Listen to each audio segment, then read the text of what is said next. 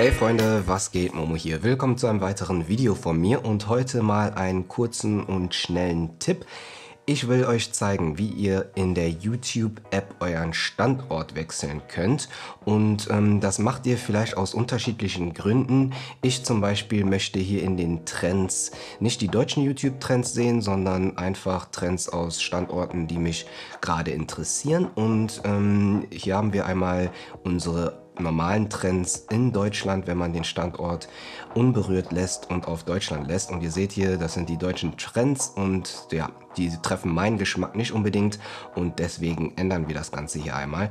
Ihr könntet aber auch zum Beispiel im Ausland gerade sein und wollt dann die deutschen Trends sehen und hier habt ihr dann die Möglichkeit unter den Einstellungen in den Standorteinstellungen, da steht hier direkt auch Standort, aus einer Liste von Standorten auszuwählen und was gucken wir uns hier mal an.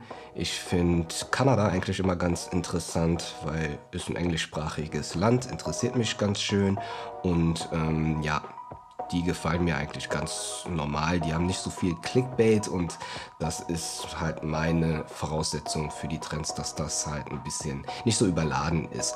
Aber wenn wir hier nochmal in die Trends gehen und unsere Liste hier einmal aktualisieren, dafür ziehen wir das Ganze hier einmal hoch, sehen wir, dass die neuen Trends geladen werden und das sind jetzt die kanadischen Trends. Und manchmal sieht man auch, dass sich das Ganze nicht updatet und dann müsst ihr einfach mal die App schließen und wieder öffnen und dann sollte sich die App nochmal neu populieren, sagt man das so, neu ausfüllen und neu updaten und dann müsstet ihr hier die Trends haben.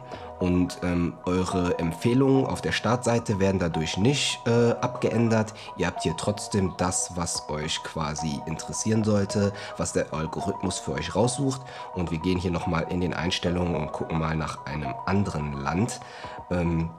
Hier dann wieder auf Standorte gehen und was gucken wir uns jetzt mal an? Ghana wäre doch ganz interessant. Und ja, dann gehen wir hier wieder zurück und aktualisieren. Nicht das Spielen, sondern hier auf Trends aktualisieren. Ich gucke so ein bisschen seitlich drauf, deswegen ist es ein bisschen schwerer zu tippen. Aber hier haben wir dann jetzt unsere Trends aus Ghana. Ist auch vielleicht mal witzig für den einen oder anderen zu sehen, was in den anderen Ländern so abgeht. Und das sollte es jetzt erstmal von mir auch gewesen sein für dieses kleine und kurze Video. Ich hoffe, das Video konnte dir weiterhelfen. Falls ja, dann lass es mich doch wissen mit einem Daumen hoch. Wir sehen uns dann hoffentlich im nächsten Video. Und falls du neu hier auf dem Kanal bist, hier gibt es jede Woche ein neues Video rund um meine Interessen. Das sind in der Regel Tech-Produkte. Wenn du Lust hast, kannst du gerne abonnieren und wir sehen uns dann beim nächsten Mal. Ciao!